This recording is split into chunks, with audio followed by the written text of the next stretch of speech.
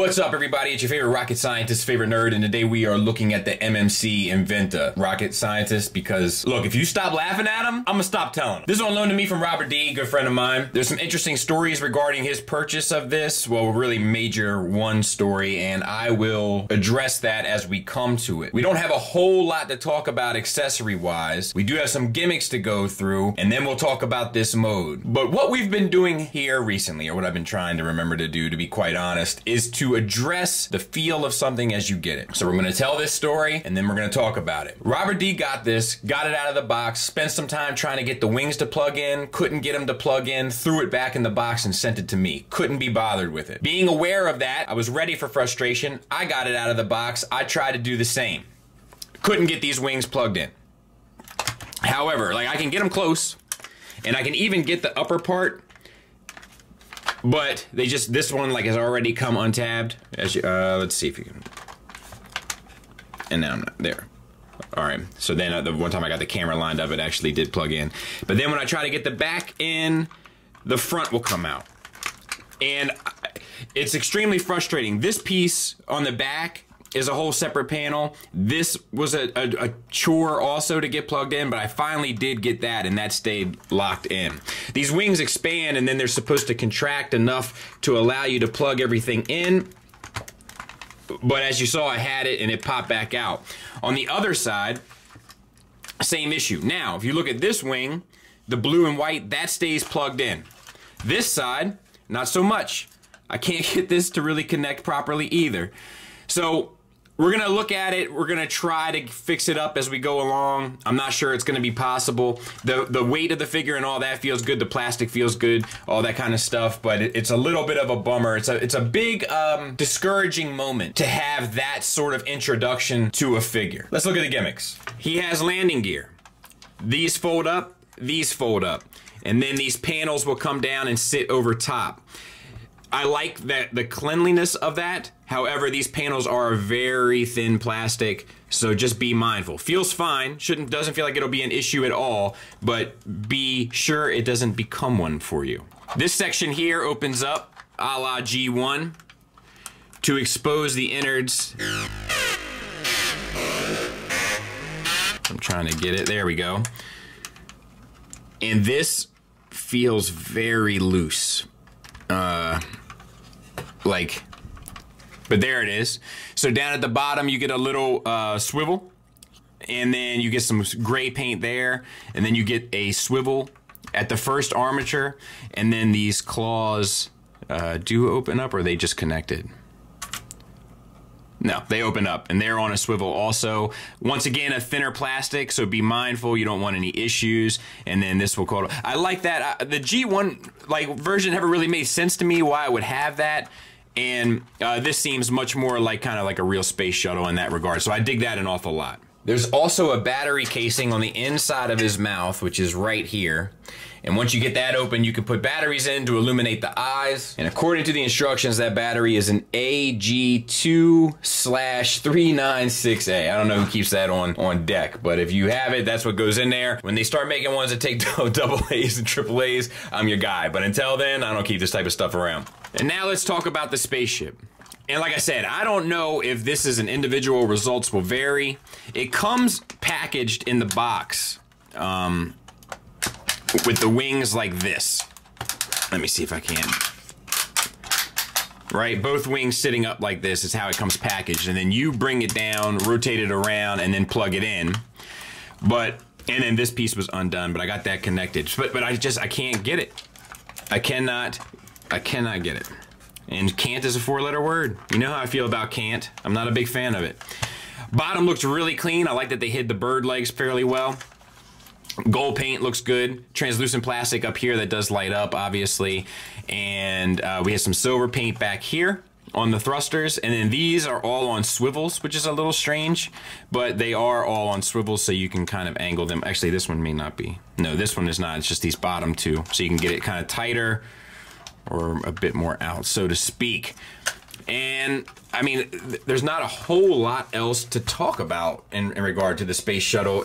These wings, dude, come on, Mac. I know what you need, though. There is a name to your pain. You've got a fever, and the only prescription is Tiger Tracks. and you've missed him. And there he is. Got a little bit of paint on him because I've been using him for scaling for diorama. Dude, I treat this thing terribly.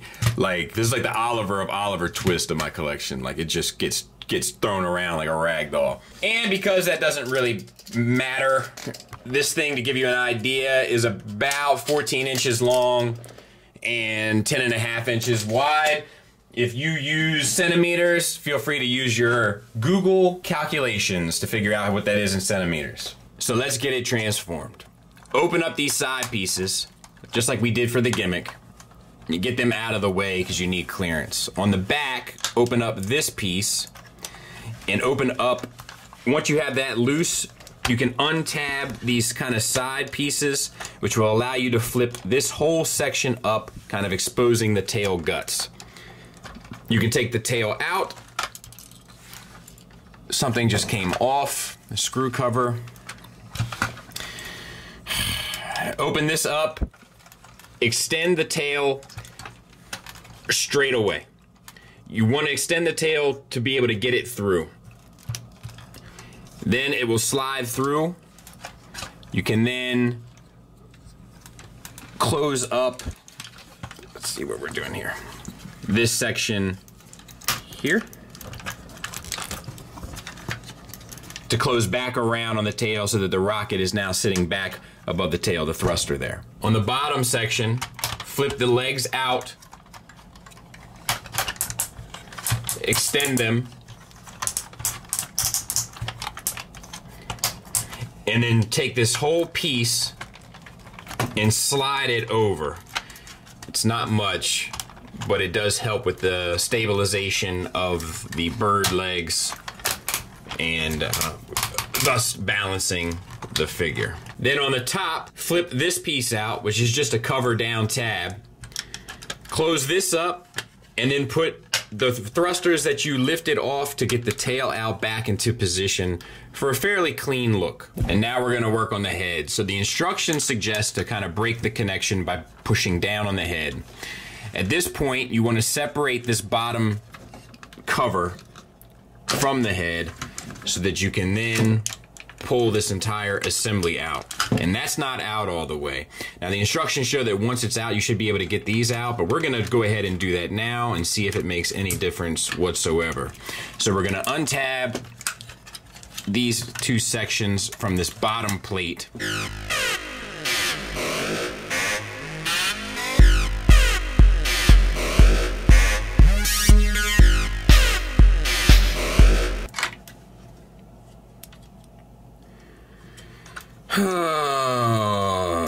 So these two pieces popped out. We'll get those back in.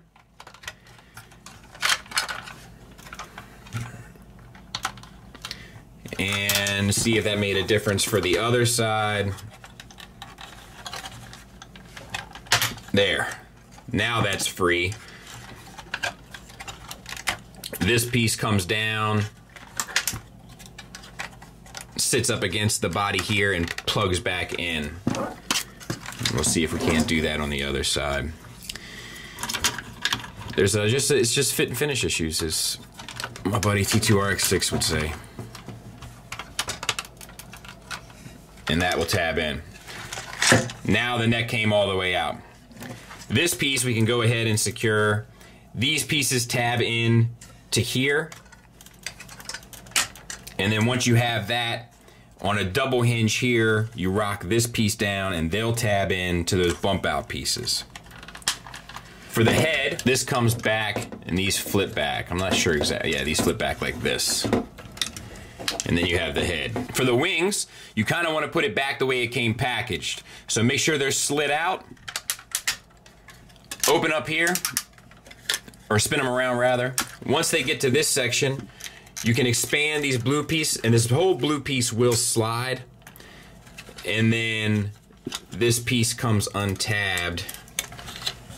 This is a very thin plastic here. Maybe it's just, yeah, there. Swivels here, and that's what gets you the wing look. So we'll do that again on the other side. That piece doesn't want to stay stuck in. Flip it around with the clowns from out of town. And then open this piece up, slide it on this blue slider here, rotate outwards, and then you have your wings, and that's pretty much it. I'll get it cleaned up. We'll take a look at it. All right, this is a big boy, so we're gonna try to go through piece by piece in order to kind of really pay attention to all the components.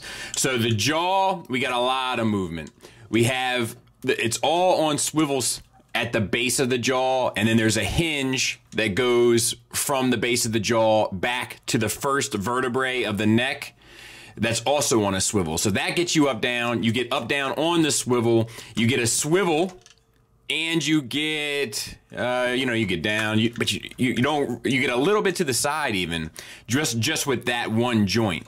And then you have the jaw that opens up to a crazy level, and then the little laser is in there, which is cool.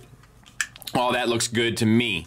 For the neck itself, we got an issue here. So the neck is kind of, it looks good, but that's a lot of weight that this base joint has to hold up, this base hinge. There's a hinge here, hinge, hinge, hinge, hinge. And then they're all connected to ball pegs, I feel like, on the inside, which allows you to get a little bit of neck side to side. And then using the head, you can pretty much get a decent range. So all of it works well. It's a hardware issue. If this would have had ratchets, even if it just had one ratchet in this base hinge here, it wouldn't be an issue. But as a result, it just doesn't take much to lose the pose on this guy. It's a lot of weight that all of this has to support, and there's a lot of moving pieces. I'm not sure why they didn't see that coming, in my opinion. Let's see what else we have. Wings. So you get a swivel, a ratcheted swivel here, which is nice, and then a ratcheted hinge. So you get a lot of wing movement all around. Not to, of course, you get this sliding piece here, so you can get a lot of expression in the wings. The flap up and down, it all works very well. And then you have the little gold bits painted in there, which is nice. So like the wings are extraordinarily well done. Definitely. And then you can even get this bit, come to the front, like it's good. There's no issue there. On the legs, we have a swivel at this base hinge here, this piece that slides out, which a lot of times puts it in an awkward position, like it has to go to the bathroom. But I understand it because you're dealing with a very narrow body here, so I get it. You also get a ratcheted hinge there at this base joint here, which this basically becomes the knee, right? And then you get ratcheted hinge here.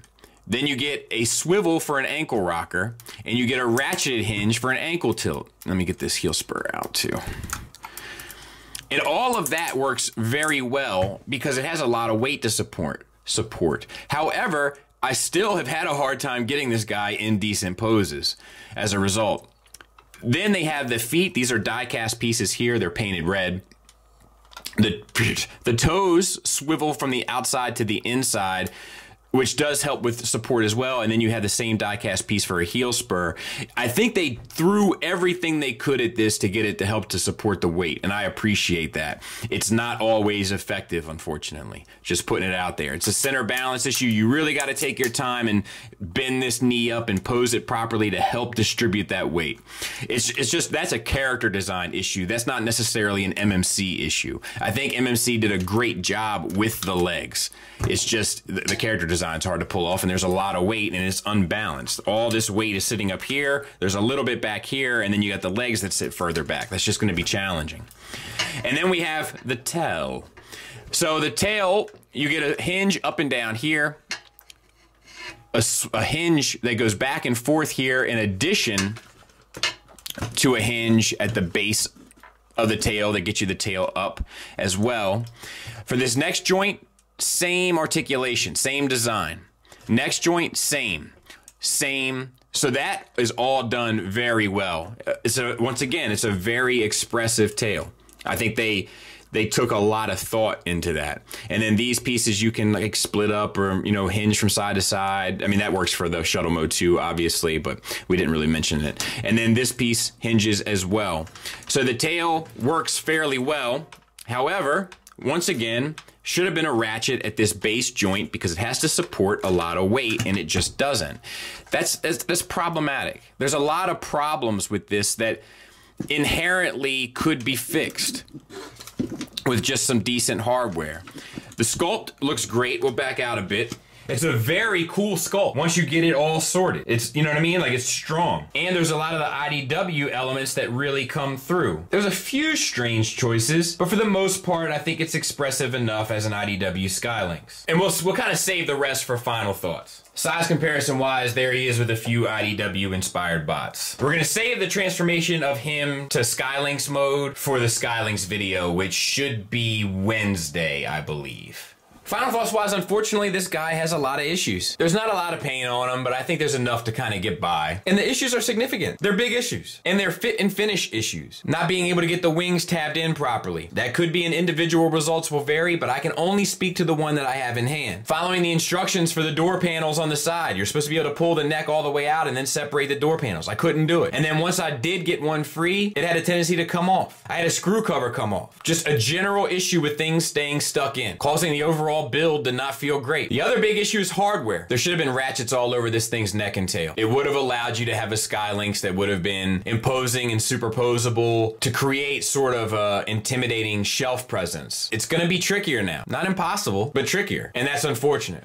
Positives wise, the thing it mainly has going for it is it's a great sculpt. For the most part, the engineering is pretty intuitive and straightforward, and the materials feel good, both the plastic and the die-cast feet. But when it comes time to recommend this or not, the trick is whether or not the Skylynx works, right? But here's the thing, if this was a standalone piece, I wouldn't recommend it, not at all. It just has too many glaring issues to kind of give a recommend. And I haven't not recommended anything in a while. But in terms of how this performs with Skylynx, I'll let you know very soon, because that's kind of the determining factor, isn't it? But I can tell you this, the Lynx greater than the Sky. Thanks for listening. Thanks for watching. Until next time, take care.